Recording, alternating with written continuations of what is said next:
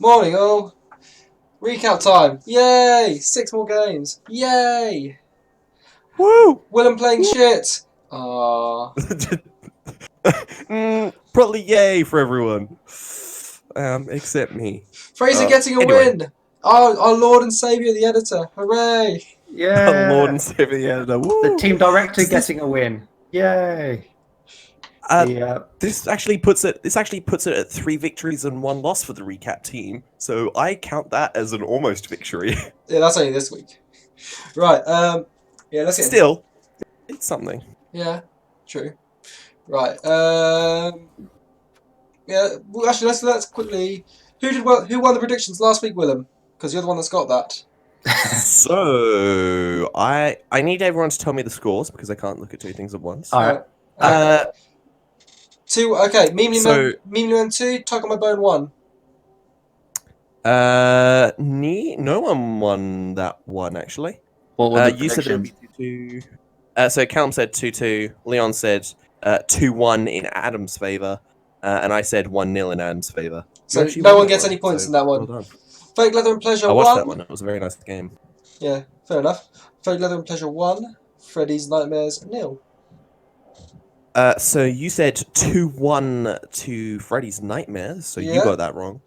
Leon. Leon said 2-0 to Fraser, so He gets 1 point because he I gets don't the know. result right. I mean, if we'd have played better, What about, he should have played better.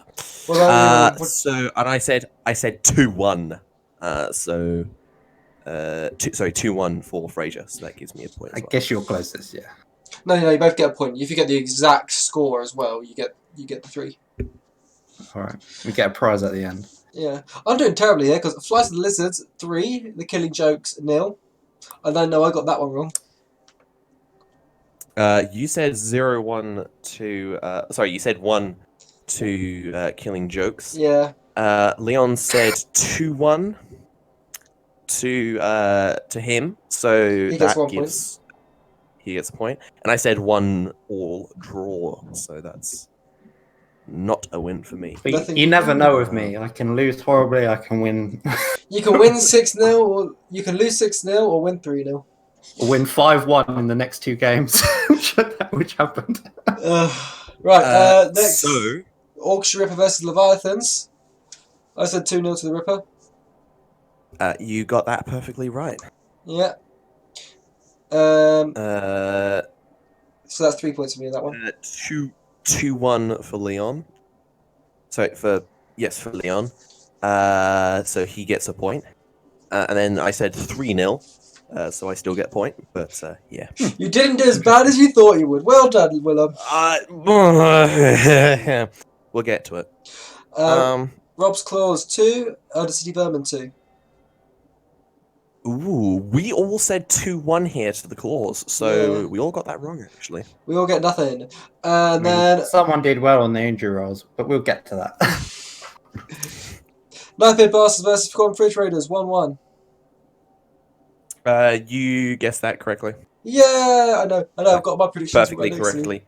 I've got my predictions. We said 1-0. We both said 1-0 to Matt, so we both get 0 points. So that mean I standings win? at the end of it. Whilst you actually guessed less correctly, you got more perfectly correctly. So you're on 6 points. Leon's on 3, and I'm only on 2. Kind of like the leaderboard at the moment. So yeah, stop shitting on me now. Stop shitting my predictions, guys. It's not that easy. I mean, you still got more wrong than Leon, but yeah, whatever. I just got more exactly right. I need to be less on the fence. That's what you're saying. All right, let's You get damn into it. filthy moderate. Right, Mealy Man versus Tug on My Bone. This is my game. I actually watched part of this one. It was very interesting. Yeah, we told you. Alistair came in onto the Discord chat while we were playing this game and told Willem to go away because Willem was watching the match and talking to us at the same time. It was quite funny. No. That was a different match. This one, I was Was quiet. that the side league game then? Alright. Yep. So, No, this was the main league game. Oh yeah, I remember that. Anyway, continue. Sorry. Right, so, The Bones took a wizard, and they were receiving in the first half. The game was raining. The men set up a very central defense. Neither side overcommits the middle. The meaning men get a blitz and swing left, taking down a zombie and applying pressure to the leveled up ghoul. The Bones focus on getting a hole on the left-hand side for their ball carrier to go through, injuring Chocolate Rain in the process. That's my dirty player, peasant. Poor him. However, they failed to secure the ball due to the slippy weather. Note that they would have failed this if it was nice anyway. The men take advantage, killing the leveled up ghoul, but they don't secure the ball, instead carrying a zombie and putting 2 tackle zones around the ball. Yeah, the disadvantage of these necro teams and undead teams is they don't get apothecaries, so your ghouls are very exposed. The Bones smack down the middle again, attempt to move tackle zones from the ball, and getting a 5+ pickup, but failing a handoff to make the ball safe. The men are unable to secure the ball again. The scrum is deep in the Bones half, and most of the blocks, the Bones are winning most of the blocks, but not getting many armor breaks. Bones finish off the line of scrimmage, making another 5+ pickup, make the ball as safe as they can in the centre of the pitch. The men are able to get a block off against the ball carrier, but not able to knock it down. Push indeed. Adam's able to retreat the ball into a now safe right-hand side for him. The remaining of the half is pretty dull in comparison. The Bones basically push the cage uphill, but up pitch. The men try to break it, putting 4 players in positions on pressure. The Ghouls break up, commit to the score next turn. The men base the ball carrier, using their but they had to use their blitz to get a guy into that position. After doing all fundamentals, because that's standing up players and etc., Adam fails to score, rolling a 2 and a 1 on his dodge. The men capitalise on, but they're limited. The men try to capitalise as the time is limited, and basing players grabs the ball and hands off to the aged up Lord Tumbler. Lord Tumbler bravely runs away. Adam tries a one dice blitz against him to knock him down, but fails. His consolation is he injures Sir YouTube. Lord Imgur blitzes away the pressure with a double push and strolls all the way to the end zone, making it 1-0 to the men at half time. Second half starts 9-8 in favour of the Bones, but they have to kick to the men, who set up like elves. Guess what's going to happen? Kipper Gavensky gives both team a bribe. The ball lands in the hands of Lord Tumbler. That's a shame. It's a shame Chocolate Rain was off the pitch because, you know, both bribes. What do you do? The elves, Bretts, put 3 catching pieces upfield and edged up Blitzer in deep. Adam hoards around the catching pieces, knocking one of them down. But the Bretts player Sir 9gag makes a 4+ dodge to blitz down a ghoul in basing Lord Imgur, making a 4+ pass and a 3+ catch to put the scoring play. Though the meaning men do have to burn a reroll with the pass. After KO wakes up, it's now 10 versus 8, and the score is 2-0 to the meaning men, who now need 2 touchdowns in 7 turns to make it equal. It looks like the stars are aligning as the ball for the Bones as the weather changes to nice. The Bones secure the line of scrimmage and move to the near right into the centre. The men base the ball carrier, burning their blitz to do so, but this time it's bashed away.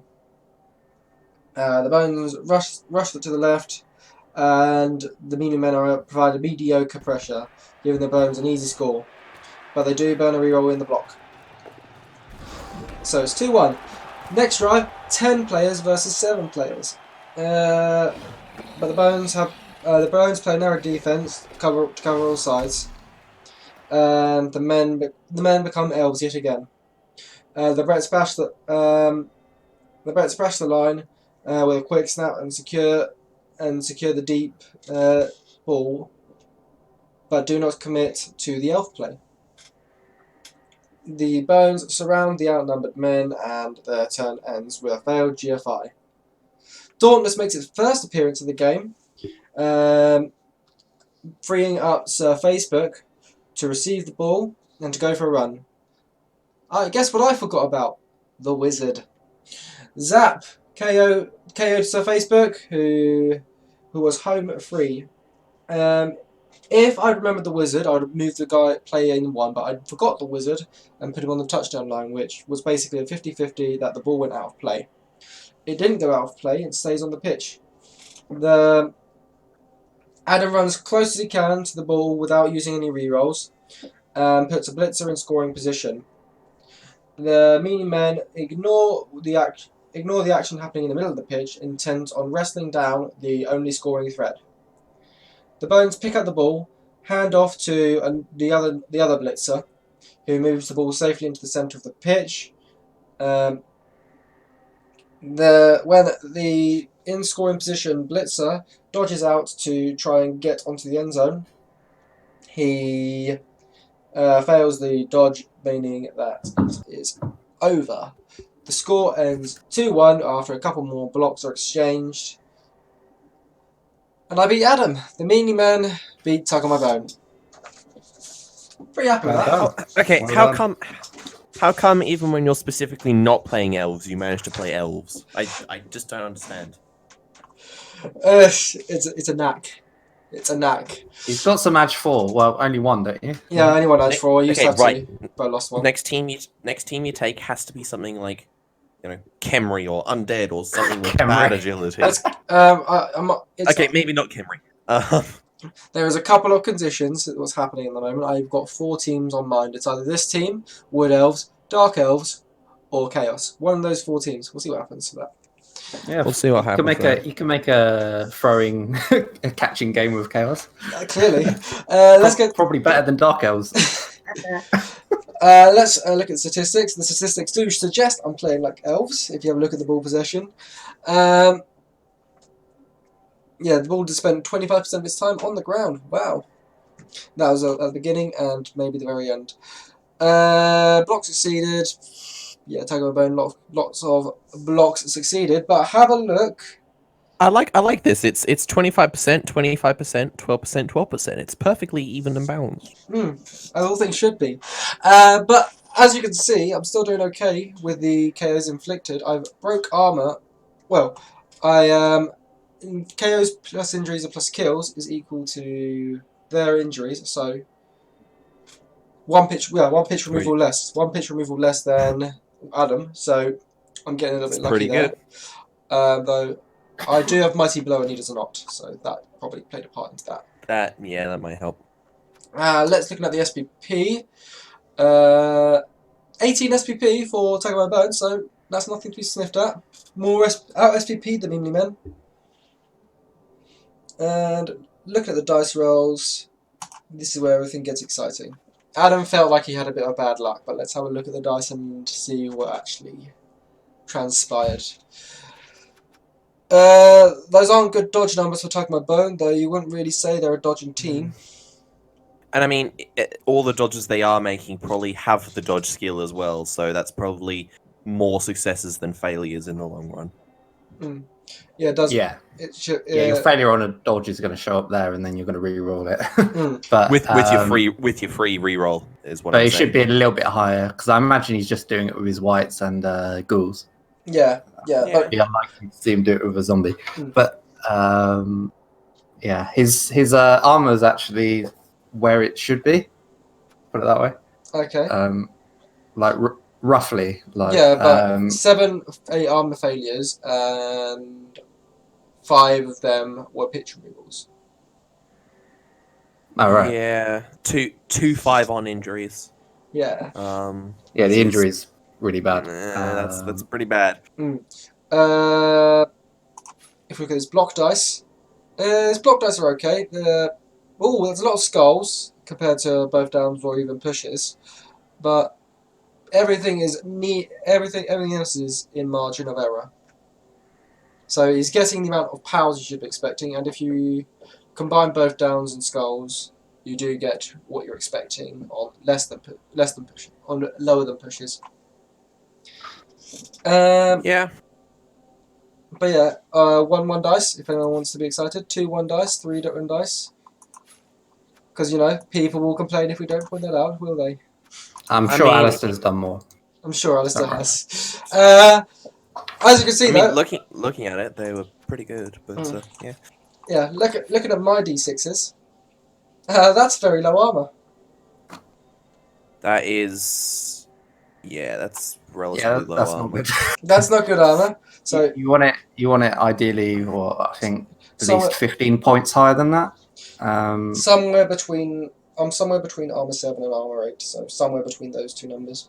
I think you want about 70%. Ideally, but he does have mighty blow, so let's say 65, 68, something like that. Yeah. Still lower than expected, but not good. If we look at dodges, passes, pickups, they are all exactly where you're expecting them. Yeah. Catch seems a bit high. Catch does seem a bit high. Within margin of error, maybe. I don't think so. I'm trying to remember when the catches came into play. That might be a little bit high, actually. Yeah, the catches are dubious. The block dice are a little bit dubious. Oh boy. Those are some dubious block dice. Those are some dubious block dice. Those are some dubious block dice. Yes, Adam, you could feel hard done by. I mean, looking through it, you did get a couple of double powers, so that might help. But no, that's still very, very dubious. Do you have any tackle on your team? 1 tackle. All right. Well, as long as you don't roll that many powers against me, then I'm happy about that. That's not coming up for a couple of weeks though, so don't you worry. That's like at the very end of the season, in fact. Oh damn it! You're gonna have more tackle. And you're not going to have a team by then. He's going to build his team specifically around killing yours. Specifically, every piece gets tackled just because I want to beat Leon. All because of that one game I had against you years ago. Anyway. So yeah, dubious dice. So yes, Adam, you can feel a little bit hard done by. Though I did feel I played well. And even the kickoff event in my favour got blitzed in the first drive. So, blitz is uneven, unfair. Ugh. Sorry. So yeah, very happy with the first game, and now the game of the day. It's as we were teams. Oh yeah, we need to do teams. Teams. Right then, teams. We're going to go with Tuck My Bone first because that's the team that is there first. Level up. Tackle is new on that white. Tackle is new on that white, and guard is new on that mummy. It's starting to look very scary. And he has a new. I got a bit. He does have a new. He has a pet to replace the ghoul that got killed. So we're looking at 3 ghouls, 12 players in total, both the mummies, both the whites. This team's not looking fun. And you're going to give him inducement money as well. Think about that. Yup, that's not going to be fun. I am definitely going to be giving inducement money. This is going to be. Anyway, no, we'll get to that. Back to onto my team. I don't believe did I get level ups. I might have got level ups. This game has played so long ago, I'm not quite sure if I got any level ups. I do remember though, I took the advice of Chris Chinners and I decided to name my new blitzer Lord TikTok. Oh dear. Oh dear. But yeah, that's the only. No level ups, but new player, so that's great. Let's see how Lord TikTok survives before he gets censored in China. Anyway, next game. If China does want to sponsor our videos, feel free. We will do any propaganda feel free. wish about football. If the Chinese Communist Party wants to sponsor our videos, we will happily accept its sponsorship. Okay, who had this game? I remember Willem had this game, didn't you? Yeah, this was a bit of an interesting game. Fake leather and pleasure. Fraser gets a win. This was a bit of an interesting game. So inducement-wise, Barry gets a wizard. Oops, sorry, Barry gets a wizard, and Bloodvisor, Beb, which doesn't really come into play from what I can tell. So going into the first half, the Leathers win the toss. They choose to receive. From there, the Nightmares do their usual trick of putting 3 players on the line and refusing to touch people in a very sort of scattered defense. The Leathers counter with a heavily forward offensive, making sure they have the blocking advantage on the line, but only just. Keeping most players a bit behind the line, maybe looking at trying not to have a blitz. Where are we? So the ball goes way, way deep, and a quick snap sees the Leathers scrambling towards the ball and just trying to move as fast as possible. After only moving 1 player, unnecessary 1 dice block, like it could have been a 2 dice block with a different player, so I don't know whether that's a misclick or whether just unlucky. Rolls a skull. I think it was a mistake. It does feel like a misclick, to be honest. So it's a 1 dice block. It's a skull. Obviously feels the need to re-roll it. Re-rolls into a skull. It puts the Dark Elves on the back foot, and their position is heavily open to being based. Barry seemingly doesn't notice this, however, and after some sort of minor bashing around, he ends the turn with only 2 of his players in base contact with the enemy. Maybe you're not elves, Barry. You're not elves. I was about to say maybe good against some teams, but not against elves, because now they just have free reign. The Leathers runner attempts to pick up the ball, but has to use a reroll. And after quite a strong push, the turn returns to Barry. The game continues in this manner, with Barry making blocks, but just refusing to stay in base contact, even going as so far as to dodge a wolf. Take a 3+ dodge on a wolf, just to get away from a single player. You need more random violence, don't you? I'm just confused. And Fraser, because of this, is slowly able to form the perfect cage and form his players exactly where he wants them. In fact, 2 of the Nightmares' turns at this point end with 0 elves being based. No base contact whatsoever. He creates the perfect cage for himself and starts moving down.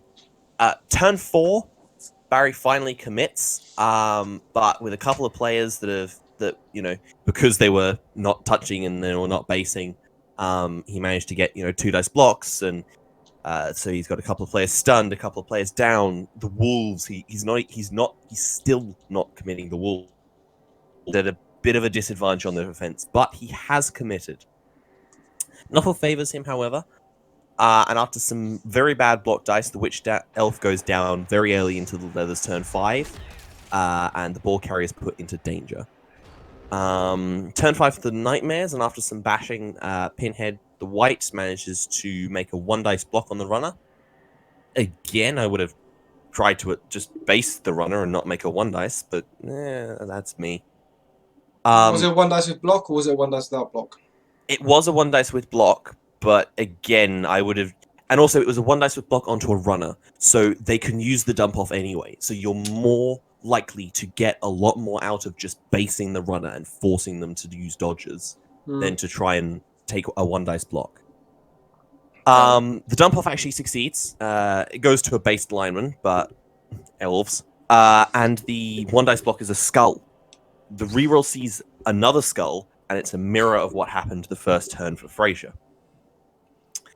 The Leathers seem to be able to turn it around at this point.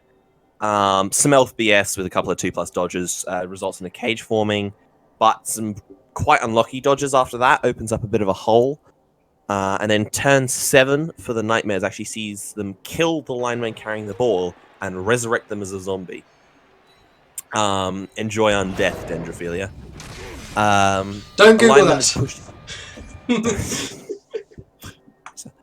A lineman is pushed into the ball, but a lucky bounce actually gives it to the unbased runner, but they're quickly based by a zombie. Fraser doesn't attempt the elf BS pass that he could make, which again I would have gone for it, but that's just me. That's just me doing dumb elf BS that never works. And after some light bashes, the half just ends 0-0. The next half actually sees the Leathers kicking to the Nightmares, and they set up quite a large scattered defense. Barry counters with an outrageously spread out offense, and the half begins. Bash wars happen, with Barry consistently refusing to touch the other players, outside of blocking them and then attempting to form a cage, but still, again, not basing the elves, which allows them to move the elves around and put a bit of a defense up. The ball sort of stagnates around the line until turn 11 when the ball carrier is moved into a slightly more unguarded area. When the ball carrier is moved into a slightly less heavily defended area. But not before the Dark Elf lineman with dodge is giving a niggling injury, another lineman is badly hurt, and the zombie is with block is badly hurt but manages to regenerate. Turn 12 and the ball-carrying ghoul is actually threatened by a blitzer behind the lines and attempts to save a maid, slowing down the ball's advance. And an early skull in turn 13 sees the ball still under threat. Slow pushes are made, but with the Leathers being down several players, it's becoming difficult for them. They tried to tie down as many players as possible, however, and Barry actually moves players away from defending the ball to go play in the fight pit. This leaves many players free for the elves, and after a successful but pretty much useless lightning bolt that doesn't manage much, Dark Elves manage to easily bash down the ball carrier and retrieve the ball, pushing it upfield. More action happens in the little fighting pit, but that is actually a hindrance to Barry, and his overcommitment to the scrap leaves the ball almost uncontested, except by a couple of wolves. But it's one dices. It's not possible for them. Leads to a nice turn 15 touchdown for the elves, and the game ending 1-0 after some uneventful last turns. I mean, both coaches played well. I do struggle to understand some of Barry's plays though. But dubious to say the least. Suspicious, it's as worked in the chess world. It's worked in the past, so it's fine, I guess. Both players played well. Both players played better than I would. It's all good. Let's go to the stats. I have a feeling that you would have had if you and your high elves from your high elves would probably have had a bit of a field day if they were playing either of those teams. To be honest. Oh yeah. Again, there were points during that where there was a blitzer in perfect scoring position and the runner was only based by a zombie, so they could have made a 4+ pass to the blitzer, 3+ catch, run it in, which I would have just taken immediately. But Fraser was smart and didn't. Popping in the statistics, we can see that Fake Leather and Pleasure had more of the ball. And if you're an Edge 4 team and you've got more of the ball, more than 50% of the ball, you've won the game. It really doesn't matter. It was good. It was very good. You look at the number of blocks conceded. You look at the blocks conceded. You see that Armor 8 didn't hold up that well. Lots of injuries, lots of KOs. Yeah, 6 removals in total. Yeah, Fraser actually got quite unlucky with the armor, both dealing and receiving. To be honest, does Barry have much mighty blow? He doesn't, but he has a claw.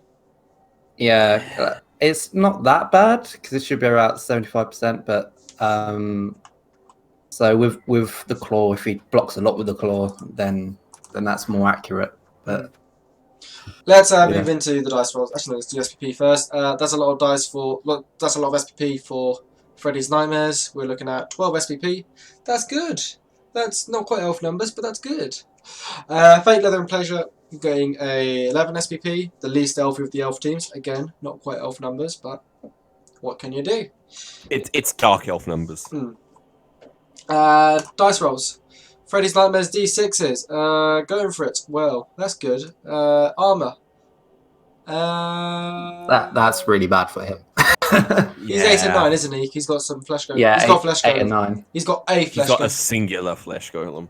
And Fraser has none of the skills to make it worse. Do ghouls have AV8 or AV7? AV7. So yeah, and he has got a ghoul, so that's kind of bounces out. So on average, he's got AV8, but still, that's very unlucky. So yeah, very minimalist player. I think he doesn't like rolling those d6s, Barry, by the looks of things. As you can see, only 1 pickup, 1 catch, 1 pass, 1 dodge. Very conservative.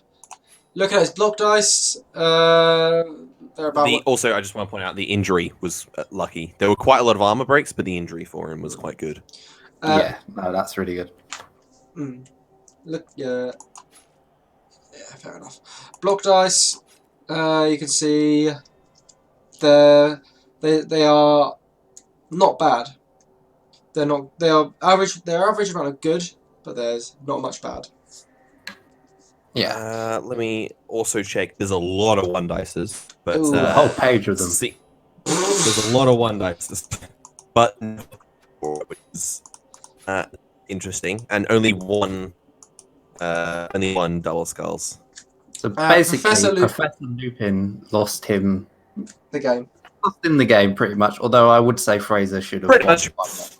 And if anyone knows Harry Potter, you don't need to work out what Professor Lupin is. Professor Lupin is a werewolf. Sorry, spoilers, I guess. How old is that? Yeah, so, yeah. Professor Lupin, being naughty, making a lot of 1 dices, but they've actually worked out okay. More powers than you would expect, I think. Especially looking at, again, when I watched the match, where he was blocking, what he was doing to block. He got lucky. Alright then. Now let's look at the D6s of Fate, Leather and Pleasure. Here's armor. It's a little bit low. It's a little low, isn't it? A little bit low for AV8, but the claw might have something to do with that. Dodges, oof. Fraser can't dodges like humans. A couple of those were 3 pluses, but actually no, most of those were 2 pluses. So I will say that is quite unlucky. Still not encouraging Fraser to dodge more. Is the game. Yeah. By the way, still, again, your elves dodge more. 2 dodges. Dodge. Pickups are within margin of error. I mean, technically, dodges are within margin of error because that's 1 away from 9 and 3, and that would be exactly, yeah, that would be closer to what you're expecting. Everything else. Lots. The 2+ dodges. If you removed the lucky getting a 5 on a 5+ dodge thing, that. It was unlucky overall, from what I can tell. It looks fine, yeah. Everything else looks fine, though. Dodges are slightly low, but probably just about within margin of error. Looking at his block dice. They're equal parts good and bad. Maybe we could say those block dice are okay. Yeah. Yeah. They're slightly good. We'll go with slightly good. Probably within margin of error. Slightly good. There were... Overall, they were slightly good, but there were a couple of specific unlucky places that they really shouldn't have been. Again, like getting a skull and whoever, it depends who's doing those both down rolls. Is it the blitzers? Who's doing those both downs? I don't think it was the blitzers getting the both downs. No, they're re-rolls. A lot of these both down ones. A lot of double both downs being re-rolled. So yeah. So it doesn't look like the both downs are being rolled by the blitzers. So yeah, those both downs are basically skulls. So yeah, good one for Fraser. It's good to see him get off the mark when it comes to points. That's his first points in over 3 years. It's not like he hasn't played in 3 years, but that's the point.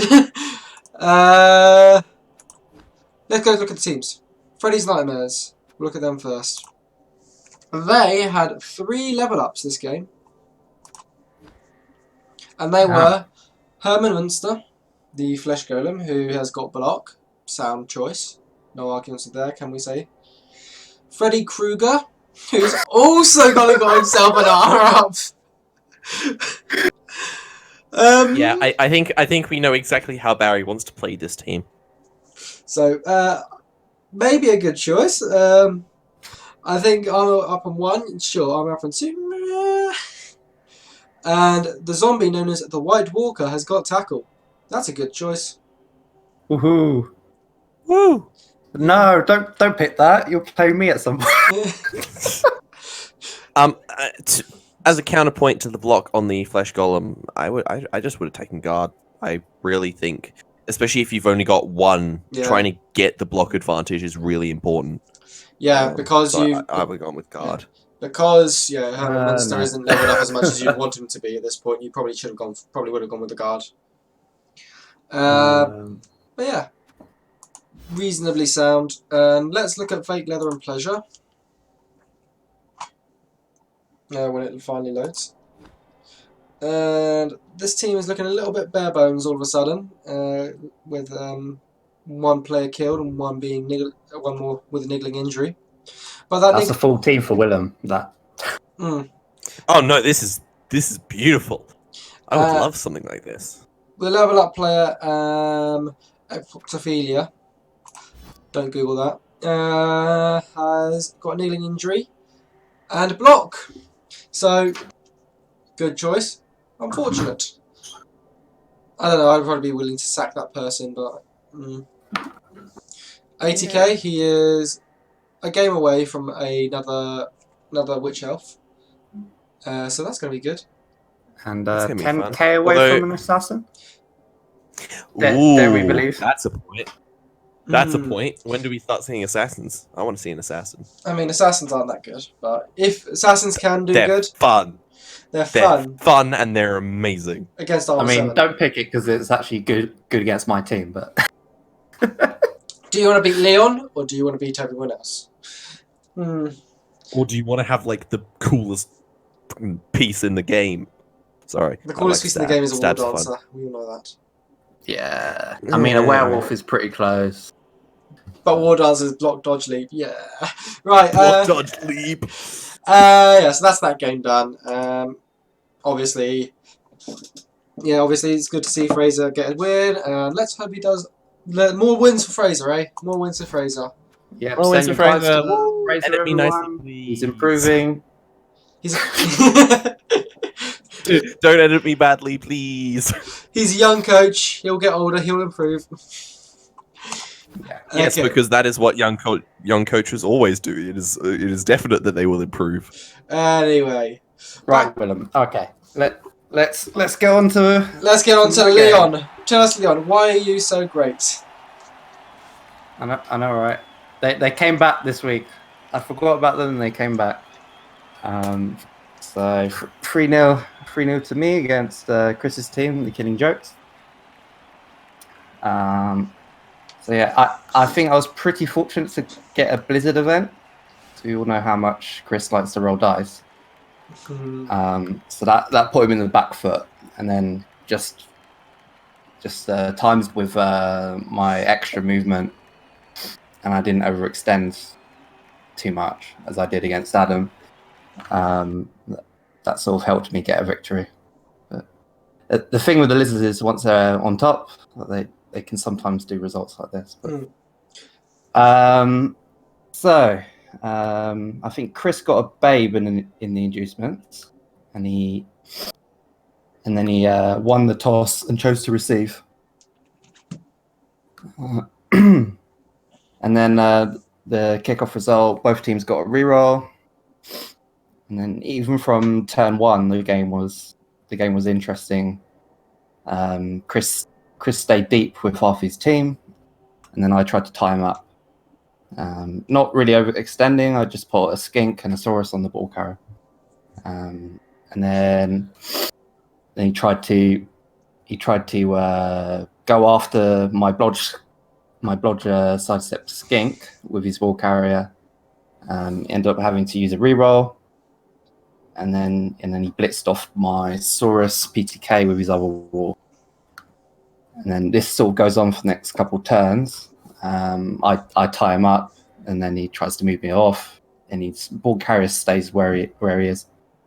Perhaps he could have tried a more riskier dodge out, but it's hard. I could catch up with him no matter where he went. And then by turn 3, Chris rerolls with with a 1 die with a zombie, and then goes both down against my god Skink. And then my Skinks are in a very promising position by this point, and his white catches the ball in a scatter when I knock down on. His white catches the ball in a scatter, and then I fail to knock down his white. By turn 4, Chris has very limited options. Fails to dodge out with his blodge white, and then I'm in an excellent position to score from multiple Skinks. I put the Gecko Brothers next to the touchline with Chris having a difficult chance to blitz him down, and then on turn 5, I managed to kill chased by Naked Ladies. He fails to regen, and then I stall until turn 8. And on turn 8, Chris tries. He manages a 4+3+ dodge with his Werewolf Evil Bunny, and then fails to knock Gecko Brothers down, who in turn blitzes to push the werewolf back, and I score 1-0. And then it's half time. Chris has 3 out, and then I have a full team. This is rare. Never happened with this team. You outnumber a team in the second half. What? Against a pretty sturdy team. Pretty sturdy for your jokes, yeah. I think on the setup we keep our teams towards the set. Keeps a lot of his defense deep, not wanting to get based by my players, and then my Skinks surrounding him. And I put 5 of my players on the scrimmage, Soy on the flanks, and 3 of my Skinks back. I get a touchback, and I give the ball to Nevermind the Skinks, and Chris gets another reroll. I move slowly up on the left flank, putting 2 Skinks into scoring position with a potential handoff. My cage is fairly untouched. I slowly move up, and then by turn 10, Chris ties up my cage. And then turn 11, I choose not to surf with 1 die, dodge out, and score with Nevermind. Chris's knocked out players come back, so it's just 11v10. We keep our players in the center again, and Chris plays quite conservatively at this point, cages up slowly, moving safely from flank to flank. Sounds like he's just trying to settle for a 2-1 loss. Yeah. And then turn 12, I veer a bit too much on my right flank, having only 2 Skinks easily able to cut off Chris's cage on my left. And so giving him a bit of ground. By turn 13, I only managed to move 3 Sorai, 3 Skinks go deep, and my Crocs boneheads. On Chris's turn, he wrestles my jump up blodge Gecko Brothers, freeing him up next turn. So he's in scoring position. And then he leaves a slight gap for me to 2 die blitz his ball carrier. I block the players away that I need to, move up my Crocs, move Gecko Brothers into a scoring threat, and blitz down Evil Bunny on a POW, stunning him, and I get 2 tackle zones on the ball. And then Chris knocks out Everybody Loves Lizards, my god Skink, takes 1 tackle zone off the ball and fails to pick up the ball with a Zamboni.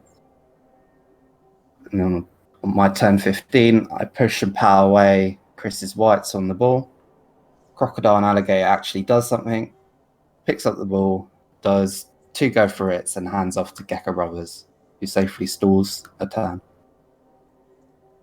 And then on turn 16, I finally do a surf, then score with Gecko Brothers 3-0, GG. GG, no re.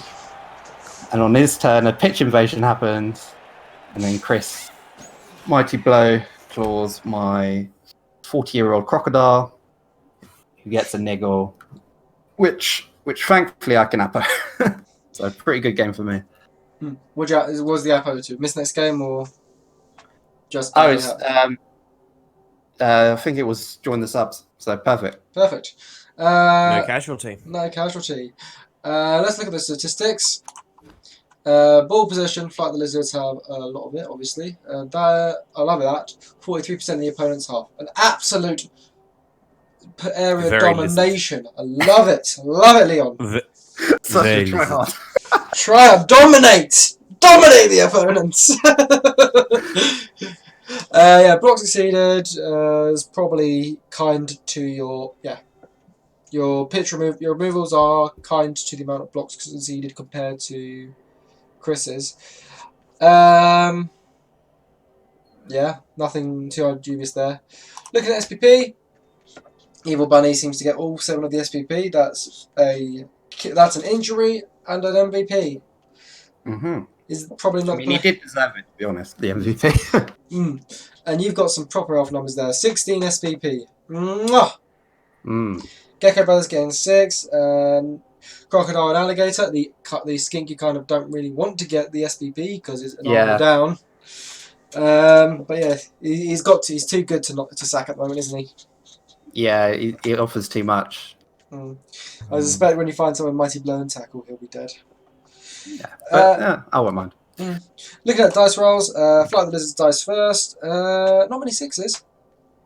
Your dodges are within margin of error. Your pickups are fine.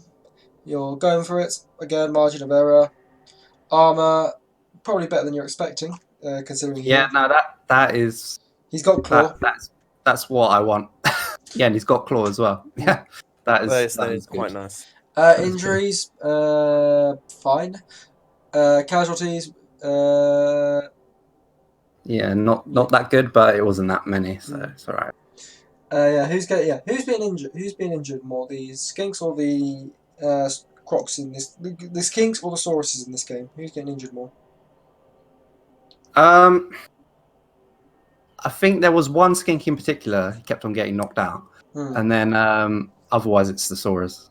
All right, the then. Skinks were fairly okay. Boneheads in margin of error. Everything is fine. Everything is fine. It's all fine. Yeah. I mean, he usually doesn't bonehead that much, but yeah. Yeah, that's a bad day at the office for him, but that's just about margin of error. Block dice. And of course, my break tackle Saurus didn't do any dodges this game, which I was very unhappy about. Block dice. Your block dice. They're okay. Average. Perfect. Fine. Average. Nothing surprising Fine. there. Margin of error. Yeah. Who cares? Looking at the D6. 3-1 dies. 3-1 dies. Ooh. Considering there's 5 pages of blocks, I think you're 3-1 dice. 3-1 dice aren't a lot. For sure. For sure.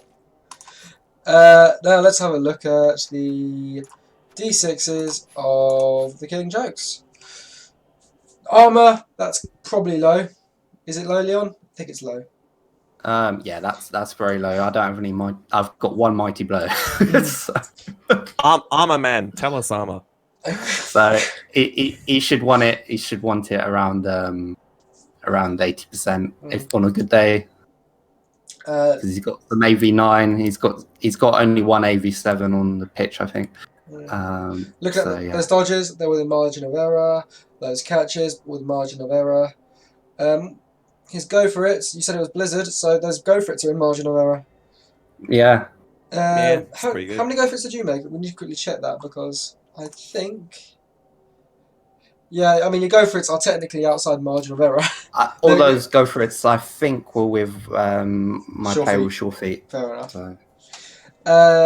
So go for it are technically in margin of error because it was Blizzard. Oof. Anything else surprising? Nothing surprising. Failed regen, but that's fine. Yeah, it's 50-50. It's annoying. I mean, you don't want a dead wolf. Yeah. Let's look at the block dice. Yes, block dice are slightly bad. slightly bad. Overall, very slightly bad, but too far outside of margin. And actually quite a bit outside margin, because 10, even the 10. I mean, he doesn't really care about those stumbles, considering most players have dodge, but that's kind of out margin error. It's 23 to 29 in total, so I would say that's fine, because then you're averaging about 26. So they're three lower than it should be, and 3 higher than it should be. So I would say that is definitely within margin of error. Yeah, he did some rerolls he probably wouldn't have wanted to do, but he was always on the back foot, so needed something quick. And a lot of 1 dice, but again, I had all my Saurus. Yeah. So, and the Crocs. And my Blodge Skink again is my best player. Well, please note the player making these 1 dice happens to be Evil Bunny, so potentially could be Frenzy Traps. Wrong answer, actually made a couple. And luckily the Irish made 1. But most of them being made by Evil Bunny. And a block against your Saurus is going to be middling. Pushes gives you another 1 dice or a 2 dice. It could have been from Frenzy Traps. You never know. I think there was a 2 red die. Of course, it doesn't show on here properly when that happens. So that was towards the end, which I probably shouldn't have done, but I can see why he did, because he's probably quite frustrated by that point. Anyway, all right, let's go look at the teams. Fly the lizards first. No level ups for you this game. Boo-hoo. Boo-hoo. But you've got a full roster. I know, and I'm all right, guys. So I'm hiring another skink. So if anyone's got some names, another skink, another name, guys. I think I posted my name in the comments, didn't I? Yeah. Yeah, you can see. Yeah, last time I took it. Yeah. Bit of frying lizard was my recent one. Yeah, I liked that one. Anyway, actually looking at the team, you got a bit of block. No level ups, but break tackles still gonna be good. You need to get, you do need to get a throw. Never mind the skinks, so he gets another level up. Remember, Alistair would sack that skink, that diving tackle skink, because he's got nothing. I suspect you're going to take a sidestep on. Never mind the skink's next level up. Yeah. Jump up. Yeah, jump up's nice as well, as I proved this game. I should have actually probably put diving tackle on Gecko Brothers, but he's only a touchdown away from another one. Yeah. But yeah, definitely go for that. Do both of them. Sidestep and diving tackle. They're the only 2 decent skills for lizards. Maybe catch though. Looking at unless you can get sprint and all of that. Looking at the killing jokes, also no level ups. But they might have hired some players. You never know. Yes, I think they've hired a new ghoul. Am I correct? No. They've had 2 ghouls for a while now. I think he was missed next before. Yeah, he's not on this roster, so. Well, we always talk about he's hired a new ghoul, and it's always the same one. It's always Gorgathan. So either they keep dying and he keeps rehiring he's got an them. SPP, so unless you can buy players with SPP, you can't. Yeah. Touche. Aha. But yeah, chased by naked ladies is dead, so he's down to 1 werewolf. Finally, because that was becoming quite long to say, to be honest. And you had to say more than most it seemed, didn't you? But yeah, no level ups. Guard on the white. Chosen Poily's got dodge, so I suspect Chosen Poily might get Mighty Blow next, and Zamboni might get Stand Firm next. If I was going to pick them. Yeah. Wrong answer's 1 SPP away, but he's a zombie, so who cares? I mean, he could get that movement up. Another movement up. Oh, that prized movement up. I've been told that movement up is good for fouling, but Yeah, fair. All right. Pop over to the next game, which is Willem's second game to talk about, and it happens to be his game. All right, ladies and gentlemen, bring out your chips. It's time for some salt. This,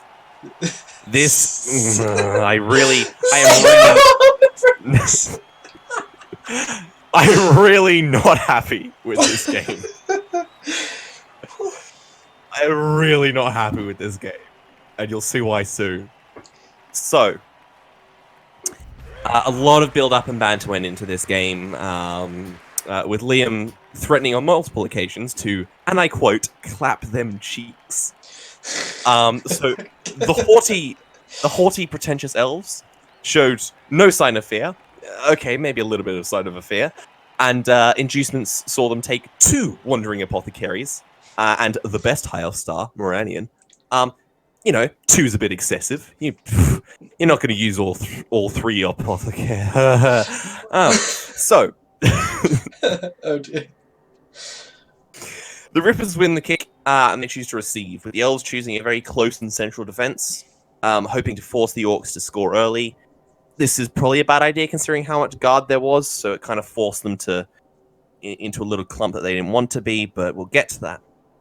The Orcs set up a heavily forward defense, and a gust of wind sees the ball go wide onto one of the flanks. After some standard Orc blocking, a failed pickup by the Orcs, by the catcher, sees the ball bounce off the pitch, but the fans are kind and it stays close to the Orcs. The Leviathans try and get a catcher down one side, and then dodge through the line to pick up the ball. Unfortunately, a 1 with no spare reroll sees them fail the pickup. However, and the Elves' first turn is ended with a poor defenseless lineman behind the enemy lines. After some blocks into the Elven defensive clump, the Orcs gain the ball and to cage their way upfield. Turn 3 sees an Aryan injured with a missed next game. 1 apothecary down, 2 to go. You should have appoed that. It's a missed next game, of course I'm appoing that. It's the only player who could do anything on my team. Oh well. The Elves struggle to keep players up, but there's no point. And attempts to mark the ball carrier only result in pain and misery. Turn 4 and the Orcs have already scored. We begin the Elf drive with a wide defense from the Orcs, countered with a very heavily lopsided push on one flank from the Elves. And then it happens. A blitz is rolled, and the Elven flank is immediately crumpled to pieces, and Orcs begin to destroy any hope of a touchdown. Clap, clap, clap. One thing that you really don't want to happen is when you are doing an asymmetrical offense, a heavily asymmetrical offense, is for a blitz. Because then your opponent can just bring all their players onto that flank. Yeah, it's the second most perfect defense, I think, on that side when it comes to that sort of thing. Definitely. A failed catch of the ball leads to... So the ball is kicked. A player's under it, but a failed catch leads to a scatter directly... Oh, no, sorry. No, I'm getting things wrong. Sorry. So the ball is given to an elf. But a failed catch then leads to a scatter into a wad of about 5 Orcs. That doesn't really... turn 4, the Leviathans... So the ball's out after that, due to some shenanigans. But turn 4, the Leviathans try to pick up the ball with Tyrion. But a failed 3+ even after a reroll sees that dream completely crushed as the ball just scatters back to the Orcs. The Elves don't stand a chance, and one by one their numbers begin to dwindle, with the ball bouncing quite favorably to the Orcs, and the Elven armor really not holding up. A tight clump is formed around the ball, and more failed dodges allow them to slowly begin moving their way downfield. The Elves valiantly manage to bash the ball carrier down, but a failed go for it to pick up sees the ball unbased and unguarded. Fouls are attempted on an Aryan, the first one failing, the second one succeeding, forcing a second apple to be used. And a third apothecary is used on a miss next game catcher after a block. Turn 8, the Orcs could score, but they try and bash. An unnecessary double skull sees the Elves actually have a chance. There is a catcher within scoring position and a lineman ready to pick up the ball. The lineman picks up the ball, runs down, it's a 4+ pass. Of course it fails, to much anger from the Elves, and the round ends 1-0 to Liam. It's a 4+. It's a coin toss. Yeah, but there were so many coin tosses during that... Never mind. So, the next half is almost not worth mentioning. Bad rolls. I would say on your 10x, I did watch like 2 turns of your game. Because I think your game was on the same time as Fraser's. The half of the league was played on that night. I think you tried a long pass, and I think you could have done a handoff and then a pass. Oh, well, a handoff to go for a second to make it a 3+. Yeah. I can't tell. I think there was some... No, because he couldn't get anywhere because movement and everything. I think it was basically a coin flip at that point. But you might be right. I might have misplayed. It's me. Of course I misplayed. But anyway, moving into the next half. There's more bad rolls for the elves, more painful orc blocks, leads to a simple cage being formed, and more elves are just going down. Turn 11, the orcs are actually threatening to score, but a block on the undefended ball carrier and some good dodges sees the ball being thrown to a catcher. A failed 4+ dodge after a reroll sees the ball right back in orc hands. Well, you deserve to fail 4+ dodge. No, I had a reroll.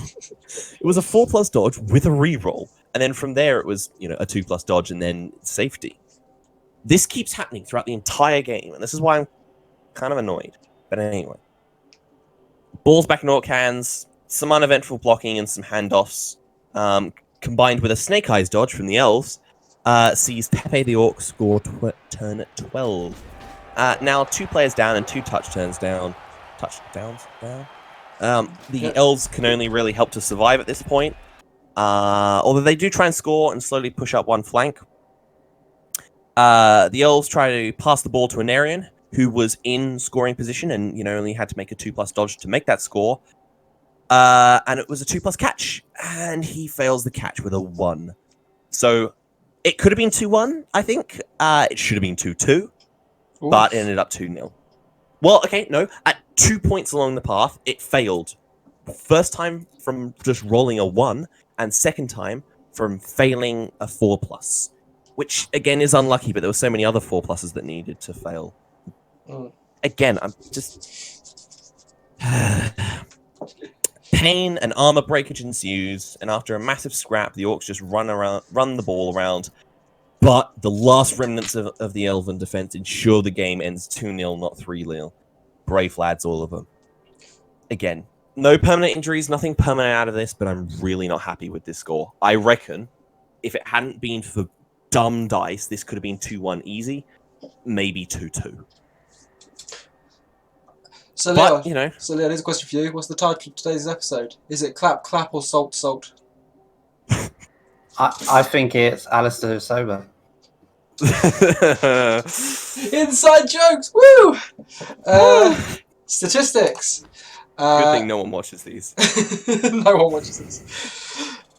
Statistics. Orcs Ripper getting lion's share of the possession because, they're orcs. 3 passes. I wonder who got those passes. I wonder who got them. So. Wait, whoa. Hang on, 3 passes and 3 successful catches. Oh, right, no, it's a bouncing ball. I was about to say, only one of my passes succeeded. Yeah. Sorry.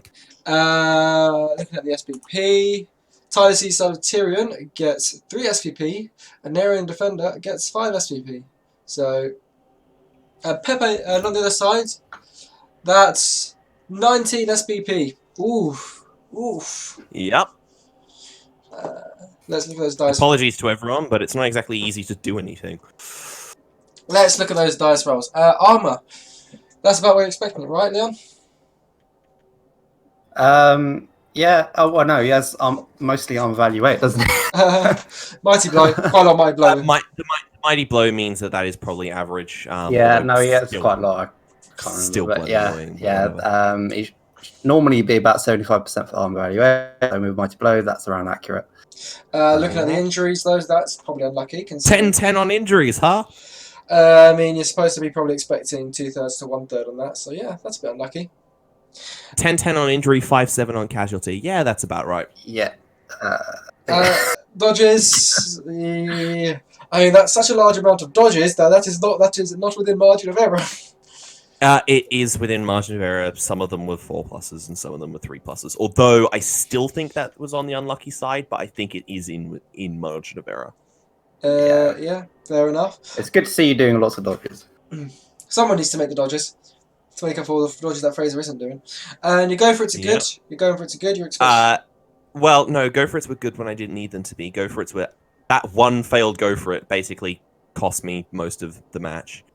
But Catches 50-50, but again, like you said, some of them were in tackle zones, I assume. Not as many. A lot of those were 2 pluses. Although a lot of those were re-rolled, but bouncing balls potentially. Couple of them were there was a couple from bouncing balls and then like one from a failed catch of the ball as it lands, but still I think pretty unlucky. Yeah, you can definitely feel hard done by, especially with your pickups being so low as well. Yeah, that was awful. 4 successful passes, 3 failed passes. Again, slightly low, but again, you said you're making longer passes. Still, I think that's unlucky, but it probably is. Like yeah, definitely. Yeah, very salty indeed. Again, all of this is within margin of error, but it's all on the low end of margin of error, so it is all slightly unlucky, which is really annoying. And it didn't. And these dice don't tell everything. There were some really bad moments. Might be a game for people to go and watch themselves. Oh yeah, go and watch it. Go watch it yourself. It's not as bad as I'm making it out to be, but it still makes me feel bad. Waking up from KOs, 50-50. Hooray! Someone getting exactly on par wake up from KOs. We never see that. Look at your block dice. Make more blocks, mate. Your dice are... I couldn't! All my players were on the floor! But make more blocks, yeah? Right, so... I could make about 2 blocks per turn. So the way to beat this orc team is to do something that Willem doesn't do. And no, it's not play good. You don't need to play good to win a game of Blood Bowl. You just need to make fouls against the players with niggling injury. That's how you beat Liam. He's got so many niggling injuries on that team. I don't make fouls. And that's bad for elves to make. Elves don't make fouls. That's why you lost. But yeah, your dice are equal parts irrelevant, good, bad, because 8 better than push, 8 less than push, and you're looking at 11, so probably both with margin of error. Let's look at the Orc Ripper's dice. Does anything seem a little bit off here?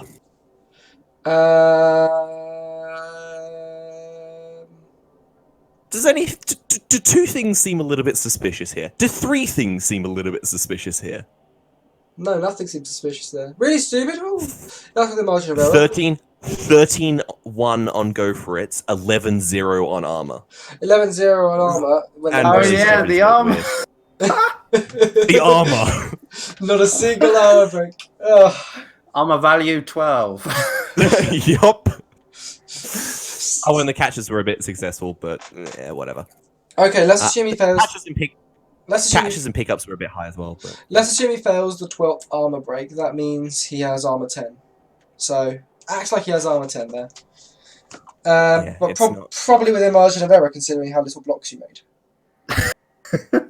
I am going to say no. 11-0 on armor is not fair. Anyway, you can take it outside. Going for it, you can be a bit hard done by the going for it. I'll let you off with that. Really stupid, no, that's within margin of error. Yeah. I mean, it is Ted Cruz, so probably. Ted Cruz is really stupid only 1/13 of the time. Moving on to block dice. Low amount of skulls. The skulls are within margin of error. They're both downs. You can keep saying that. Okay, right. I'm going to make one last point and then I'll shut up. Everything is roughly within margin of error. However, everything on his side of margin of error is positive, and everything on my side of margin of error is negative. So whilst everything is technically within margin of error, it's Still really unlucky. Anyway, as I was saying, Mr. Salty. If anyone's safe word is margin for error, please don't watch now. His skulls are with margin error relative to pushes, but everything else is shifted up. Happy now? Yeah, those dice are good. Those are good dice. All right, let's look at the teams, or what's left of them. Willem, poor you. Anyway, we'll go look at the Riotons first, Willem. Any level ups? I think. No, bit of an insult here. Anarian got the MVP, so he's now 3 SPP away from a level up, which is not because I don't want him to level up. This team needs, a full roster before I can get a level 5 player. It's just weird. Well, Slippery Simon. Strength 5. I can see it. Everyone knows it's going to be straight 5. Everyone knows it's going to be straight 5. Everyone knows it. But yeah, no level ups for you. Any level ups for the Orkshire Ripper? Let's go look at that team. Where are you? Orkshire Ripper, first team to enter this season. Yes, there is going to be a level up. The level up is for everyone's favourite orc, Donald Trump. Yay! Oh my god. He's also got a strength up, an edge up, and a movement up. Ooh. That's scary. That's a very scary Donald Trump. Yep. Feel free to foul him, everyone. Yeah, that's not going to be enjoyable to face that. Good thing I already faced it, eh? A little bit of tackle, a little bit of strip ball. Just Donald Trump. Just Donald Trump, everyone, eh? I love his movement-free Black Orc. Just... Movement-free Black Orc. Perfect. Imagine movement 2. Oh, has to roll a dice to stand up. Yeah. Ooh. Right then. We're going to move to the next game. And this was Leon's game. Rob's Claws versus Undercity Vermin. Alright. Well, to be honest, I was expecting a more interesting game, the result. But it was pretty well calculated by Rob for the most part. Yeah, I think a small slip up at the end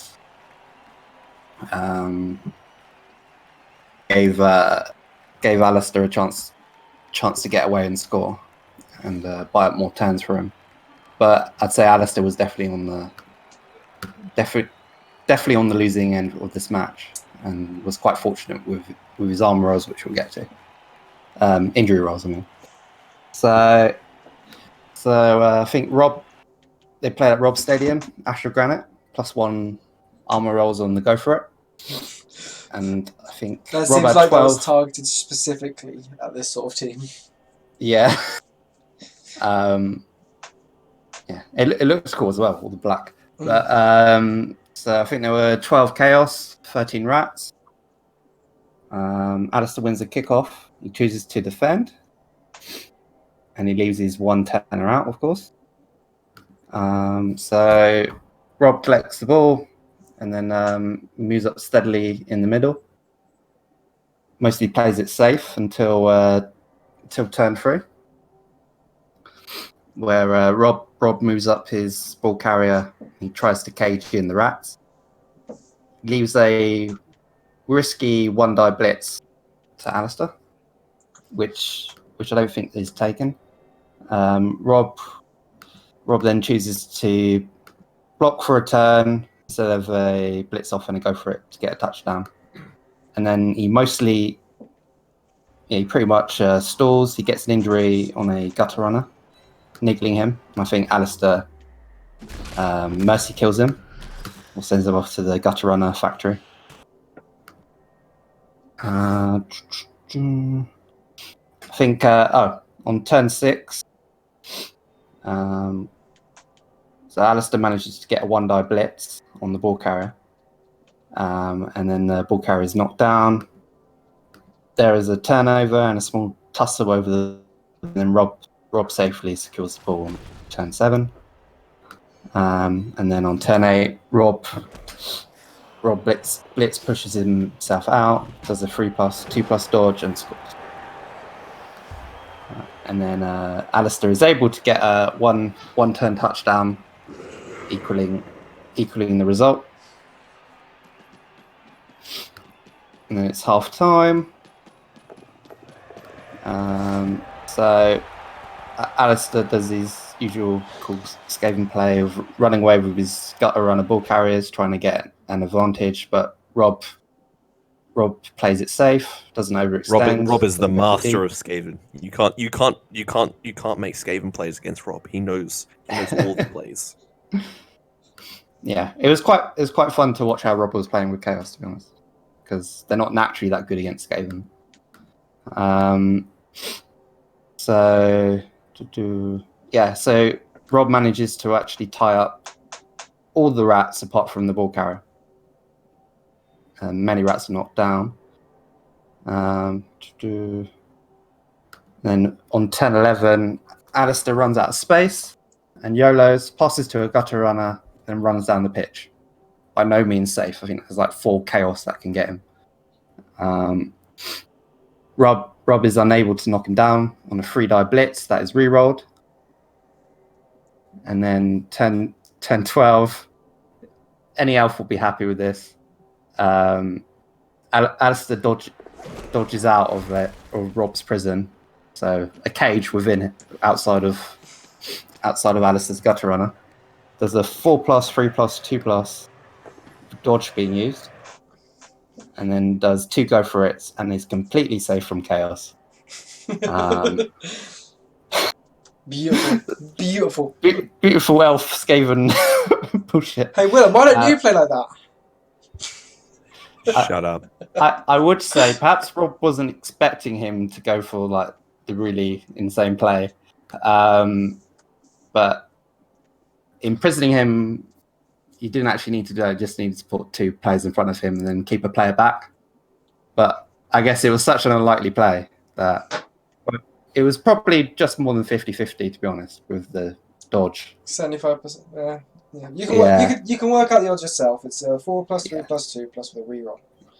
But I guess you wouldn't expect it. That's the thing. And then turn 14 after a turn of stalling, with 5 chaos in range, Alistair scores with his gutter runner. 2-1 to the rats, surprisingly. And then it leaves Rob 3 turns to equalise. Rob moves up steadily in an aggressive V. And then he has 2 reasonable scoring threats by 10-15. Alistair is unable to put up much resistance. Isn't able to knock down one of the threats, only basing the scoring threats of 1 rat each. And then 10-16, the line rat basing Battle Guys is 3-die blitzed off. Beetlejuice. Yeah, Beetlejuice. Yeah, we're changing the name. Rigel hands off to Beetlejuice, and then Rob does some more blocks and scores, equalising. Yeah. Pretty apt result, but as I said, Rob played pretty well. Let's jump straight into the statistics. Ball possession, 50% for Rob top. Most people, when the teams had the balls, they had it in the opponent's half. They didn't like playing on the defensive, playing the hold back game. 75 blocks for Rob's claws and only 4 pitch removals. Yeah. That's not good. That's not good at all. Especially against Armor 7. I hope that happens to me when I'm playing. Yeah. But considering I hope that happens to me. Considering that's almost all Armor 7, that's very, very lucky. That's very, very, very fortunate. Nothing else particularly surprising there. Nothing else of note. Popping into SPP. SPP is pretty even. And yes, that's Beetlejuice. That's how you say Beetlejuice, Leon. That's not Bethel, guys. That is Beetlejuice. 13 SPP versus 12 SP, 14 SPP, sorry. So pretty evens on that. So popping into the dice rolls now. We're looking at Rob's Claws dice first. Anything surprising there, Leon? I guess the armor value was a bit low, but there wasn't that many blocks. To be honest, lots of 11, lots of 5s and 6s on the amount of dice being rolled. Yeah. Could have gone to armor though. Could have gone to anything. Could have gone to anything. Yeah. But it's within a certain margin. He wasn't under much threat. Yeah. On that front, to be honest. Yeah, everything seems to be fine dice wise. Let's look at the block dice. That's a lot. We are expecting this. 54. So you're looking at 54 pushes. So you're expecting about 26, 27. Within margin of error will probably be somewhere. Everything's probably within margin of error, but I think there's probably a bit too high skulls on both downs. I mean, yeah, and look wow, at the first okay, page. actually, First page there's 2 double skulls. Oh, oof. For first page there's lots of double skulls. It seems like snakes come in pairs.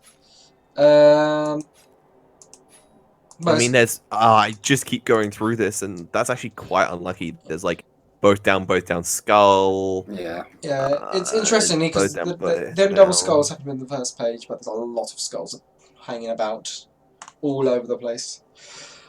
So yeah, his dice are probably slightly unlucky. Instead of so many block dice, it's probably you can say that's within margin of error. Let's look at the Undercity Vermin's D6s. That armor value, as we've discussed, is too damn high. I mean, yeah, that's. And that's injuries. Injuries. Look at that. That's too damn high too. The injuries is just filthy, isn't it? Oh, you got away with murder, Alistair. That's what kept him in the game, because the way Rob was playing, if that would have been anything near normal, then it would have been given Rob enough time. To score a bit more aggressively. Yeah? Those dodges are they're pretty bad dodges for rats. A few of those were on the ad free guys. Yeah, but are they dodging into tackle zones or not? Yeah. Because the 4+ is still 50-50, so I don't think he's going to be making any 5+ dodges here.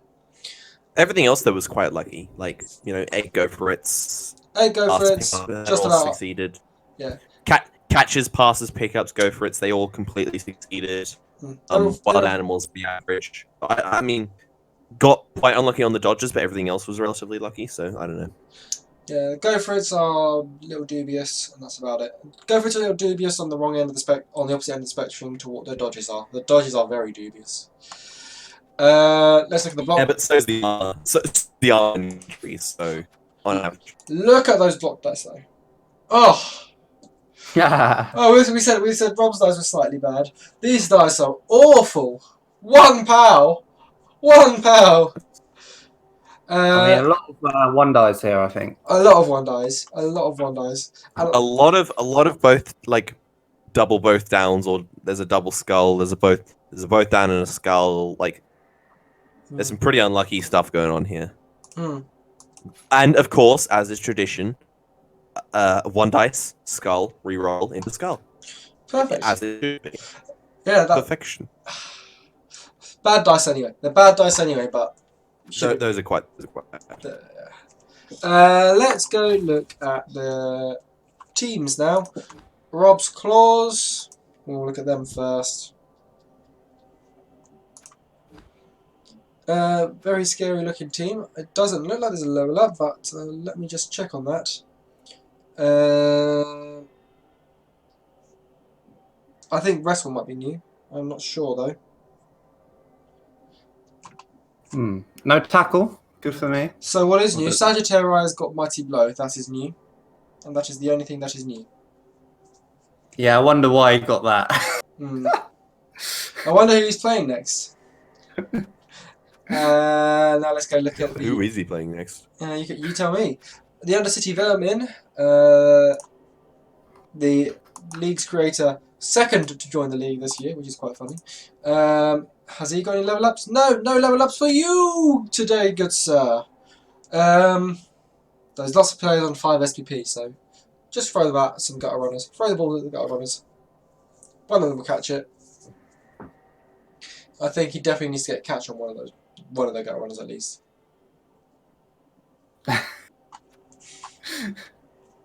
And he's named a rat. He's named a rat. Lightning McSqueak. Hooray, we got a name. Oh, finally. Finally, a named rat. Oh, beautiful. A named player. The team motto is still empty, but you know, it's the small thing. It's the small things. No, he should aim to get a sacking rat at some point. Yeah. I like how. Okay, I just want to point out. I like his team motto. He hasn't named most of his players. He does have a sponsor. It's like the weird commitments in weird places. And we're still available, the Chinese government? Chinese government is still available for sponsorship. We'll say nothing bad about you, we swear. Alright, let's move on. Let's move on. The mention of that. We've got Refrigerators versus the Knife-Eared Bastards to close us out this week. Now, as a excellent Wood Elf coach, thank you, Rob Top, for giving me that name. I think that the Bastards played okay, but they should have. But they clearly know what they're doing, but they don't know when plan needs to change. I'm sure they played better than me than I did against this team. So the Bastards took a reroll for inducements. I'm not sure what else they took, but I know they took a reroll. The Elves were on the receive for the first half. Nurgle set up with a wide defence and kicked the ball high and short. The Elves caged up just right of centre and waited for Nurgle to move. Nurgle knocked down the tree and KO an edge player before retreating. The Elves used their speed to switch the play up to the left, teasing a war dancer into a scoring position and handing off to an unskilled lineman. Tree stands up. He gets knocked down next turn. Nurgle moves his players back to defend the potential score attempt. The Elves yet again switch the play up, but this time having two scoring threats on the right-hand side of the centre, while the ball is in the middle of the pitch. Matt puts pressure on the scoring threats and blitzes the exposed ball carrier. However, he snakes the first go for it, but he could have knocked down attempted the block easier if he didn't want to use his piling on claw person. The Elves make a 3+ catch into a 3+2+. The Elves make a 3+ and a 2+ into the end zone with the catcher, with 2 sure feet go for it. Hand the ball off to the free war dancer, who then makes a 4+ throw. 1-0 to the Elves. Woody's does a staggered defense. Nicely done. Woody's does a staggered defense. The kick results in bribes all around. Nurgle will be using their bribes. Wood Elves will not.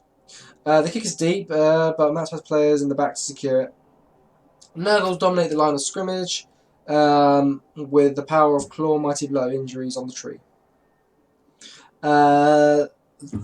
The beast waddles upfield and the fouling begins. A lineman is KO'd. Daniel's next turn ends immediately as he snakes a dodge trying to get away from the beast's tackle zone. A Rotter then KOs the War Dancer, and the removals just keep on coming. Daniel rallies what little players he has into an elf screen, but has 3 turns to. Matt has 3 turns to break through it. Matt goes left and keeps his cage that he built last turn rolling.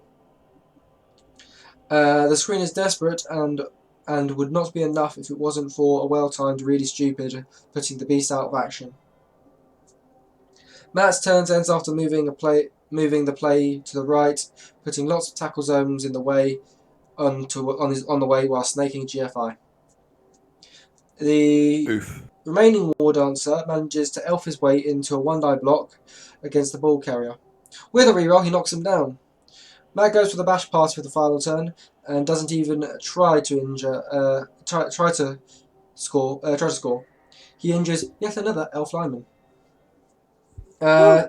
Second half, KOs come back. The player count is 11-9 in the favour of Nurgle, and the score is 1-0 in favour of the Bastards. The game is shortened by a right, and the kick is short. Matt starts with the line of scrimmage, injuring another elf before securing and caging the ball. Poorly timed blitz keeps the war dancer standing, allowing the Woodies a one-die block on the ball carrier. They end up burning a reroll and doing nothing before retreating. They continue to screen off the Fridge Raiders, who are swinging to the left with a secure cage in the Woodies' half. Woodies use their speed to continue the screening game. This is at the point where they're running out of players and probably should switch to just quickly sack the ball every turn. Matt KOs a lineman and moves the cage into a hole that was created by the pitch removal.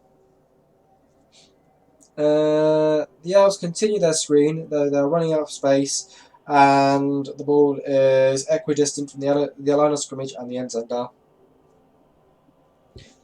Matt moves the cage further up. The Elves are low on numbers, and the screen just isn't working. Daniel's next turn provides literally no pressure on the ball or a blitz. Just failed dodges. Though he does have a person inside the cage, though it wasn't blitzed. Matt keeps the cage 2 squares from the end zone, and he tries to bash as many Elves as he can, but he snakes a third GFI. 3 snakes on GFIs. The Wood Elf body that was moved into position last turn stands up and blitzes the ball carrier with a 1 dice. He does nothing and is just leaving Matt an easy score on turn 16.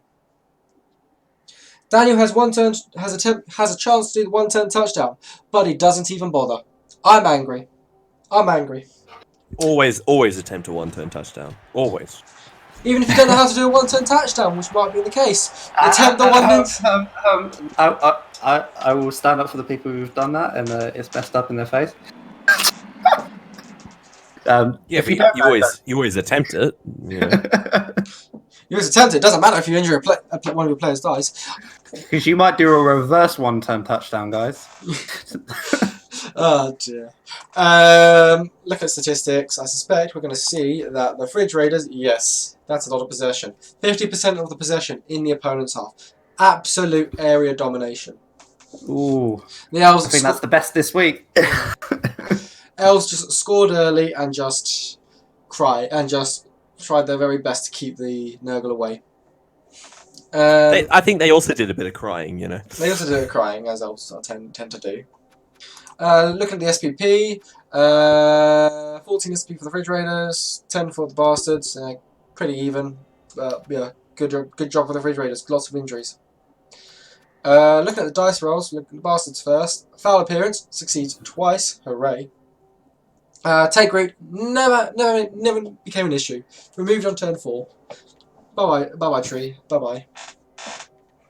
Bye-bye tree. Dawn Nurse working less often than you would hope it would work, considering he's only bowling against strength 4 players. Strength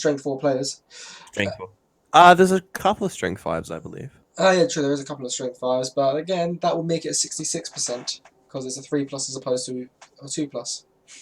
True. Yeah. Dodges, probably a bit low, considering your edge. Though he might be dodging through to tackle zones. In fact, he definitely was dodging into tackle zones by the end of the game. That armour, though. Hey, Leon, what's his armour? That's like armour value 5 team. Yeah. No, that's armour value 6. Well, actually, it's between armour value 6 and armour value 7. But I mean, to be honest, it might even be within margin of error, considering how much claw and mighty blow there is. To be honest, I don't even know if that's, outside of margin of error. If you're counting on the claw, mighty blow, piling on. Claw is bloat apart from against the tree. Oh yeah. Claw doesn't matter. Yeah, true. Mighty blow and piling on, then yeah, that's between the armour values 6 and 7. But So his armor starts at armor value 7. It starts at 68%. So, and then it's dropped all the way down to 50% with all of that. So yeah, it's not good. That's not good. That's not good at all. That's not fun. Catch though. Catch worked. Catch is doing its job. Probably with a margin of error, funnily enough. Probably. I mean, well, it depends where his catches were, because he's playing a certain team that is quite unique. True. Yeah. Considering the amount of anti-edge that is on the Nurgle team, you could say that's lucky, but I don't think he was throwing inside the stone presence. He was doing a good job at that, at least. But yeah. Well, my one issue was the team screened too long. At some point, you have to commit to the ball sack. Though, this is funny, there's 2 pages worth of D6s. Let's look at the block dice, though. Not the best dice in the world. Let's go with that. Let's... Skulls on both downs are with margin of error. His stumbles are just about outside of margin of error. And those 2 pals are certainly not within margin of error. Lots of one dice. Lots of one dice. Nedanfel is his war dancer. Yes. Yeah. Yeah. So yeah, you're forced to do what you can, really. But yeah, most of the one dice were done with the war dancer. So he was very much down on players. So lots of one dice. It's not a good matchup.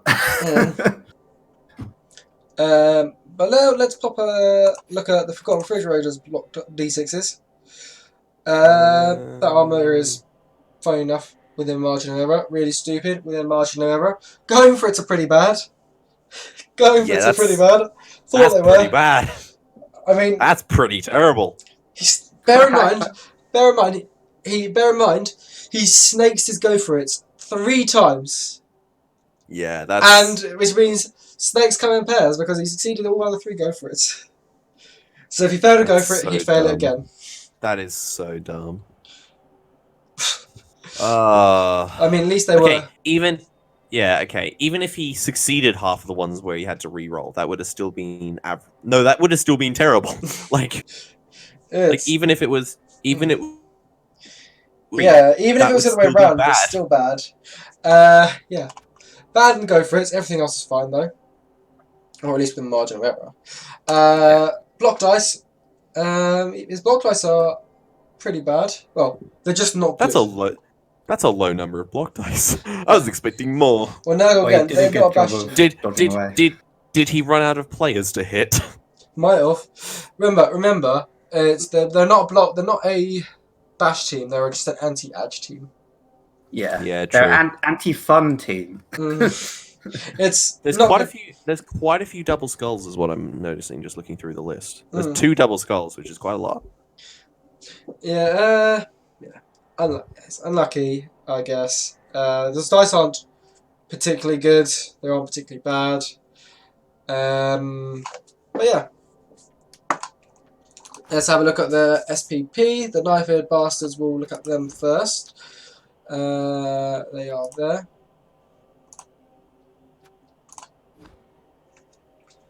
I know he's got some level ups here. One of the linemen has now got dodge. I think it was number 2. That's pretty good. Yeah, so number 2 has now got dodge, and the sure feet catcher has got nerves of steel. So next skill was obviously going to be block, regardless. Block, unless he gets an edge up there. Is the next skill for that catcher. Yeah. If it survives. But that's that treatment is still 0 level ups and has now got a miss next game, or is that a niggling? I can't tell. I suspect it's a miss next game, but you never know, it could be a niggle. No, it's a mix next game. That poor tree man has done basically nothing. Except in my game where he, hit some stuff real good. But I mean, to be honest, I'm kind of moving towards Callum's camp of tree man is useless. Tree man bad. They are completely antithetical to what a wood elf team is supposed to do. And they're also way too expensive. Just buy a second war dancer. He's got 2 war dancers. Sack the treeman, get a thrower. That's what I'd do now. And get rid of the goddamn cheerleaders and assistant coaches. Go on, Daniel. Well, there are certain events I think that benefit his team quite a lot. Potentially with that. But yeah. Yeah, you need rerolls, especially on a team like this. But yeah. Anyway. Sorry, I said goddamn. What I meant to say was nuffle down. But yeah, let's look at the Fridge Raiders. 1700 TV of Icky. Wee Man got a level up. Wee Man's got tackle now. Oh god. Why? Why? So just to make it even more ridiculous. And then we've got Chris Snotius, who was an unleveled warrior, has now got block. And the strength 5 Bam Bam Margarine still has not got tentacles. Block. That's scary. Block. Block. I don't like this team. I really don't like this team. 2 tackles, some claw. Piling on. There's a reason this team is near the top this season. There's a reason. Lots of kill, lots of death, and a surprisingly good, ball carrier. Yeah, if he can get 2 heads, that might be good. I mean, 2 heads is going to be good, but dodge if you get the double. Yeah, 2 heads or dodge. But yeah, that's a scary team, and I feel very sorry for the person that has to play them next. And I completely understand when they lose, right? We'll completely understand when the person who plays this team next loses, guys, right? No. What? Yeah. No. Okay. You don't get off easy. All right, guys. Let's go look at the leaderboard then. Oh my, it's exciting. I'm not near the bottom anymore. Hooray! Look down upon you, peasants. We've got like a mini group there. 7, 8, and 9. 7 and 12. I'm sorry, man. Willem, I try. Willem being 3-0 is a bit of a shame. I'm the only person who's lost all 3 games. That's interesting. Oh well. But yeah. Fun statistic for you there. Up the leaderboard, we've got Chris on 1 point. I can't remember who he got his draw against. I think it might have been Fraser, actually. Yeah. Freddy's Nightmares on 3 points. Gee, I wonder who they won that game against. Then we've got Flight of the Lizards. 1 win, 2 losses. Yes, Leon. Off the mark. Off the mark. Woo! 4th place. 4. This is where you just start building momentum and just keep going. Also creeping up the leaderboard is Fake Leather and Pleasure. Might see something coming out of that team. Might see something coming out of them, especially if they get catch on the which else. Then there's me, Bretonian, with my Bretonian Memely Men. 1 win, 1 draw, 1 loss. Played 3 of the tougher coaches. We've got 1 more tough coach coming up next, and then quote unquote plain sailing. I will happily bite myself in the arse if that's going to bite me in the arse there. Then we've also got Tug on My Bone and the Yorkshire Ripper also on 1-1-1. Obviously, we got former finalists with the Yorkshire Ripper, and we got a brand new team of Tug on My Bone also joining that party.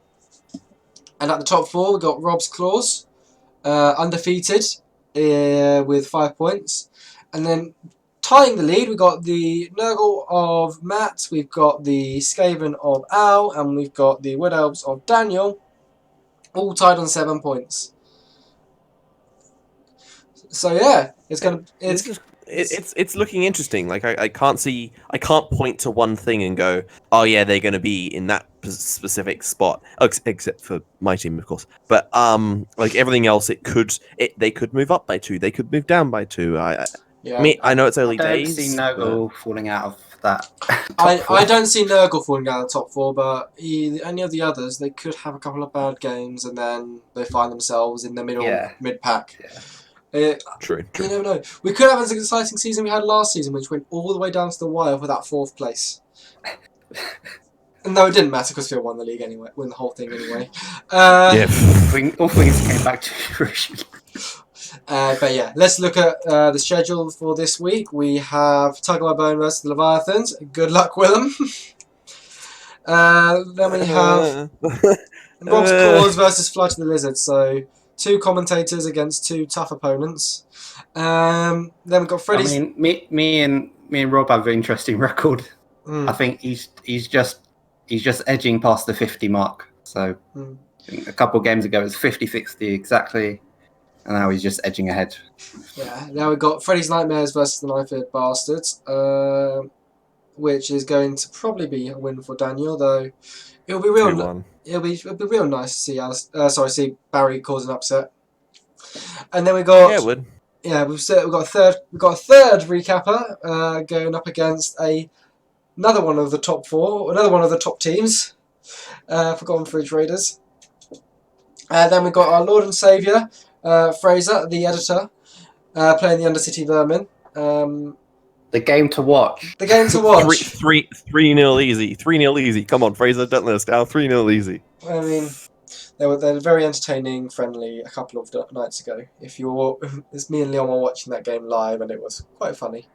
And then at the bottom we got the Killing Jokes versus the Yorkshire Ripper. Suspect a win for Liam, but death and pain and misery. But Chris could rally himself into this. Yeah. This is the game that Chris needs to win to rally himself back into contention. Yeah, for sure. Yeah. Anyway, we're not doing predictions this week because it took too long last time. So that's it from us. Nuffle bless. Nuffle bless.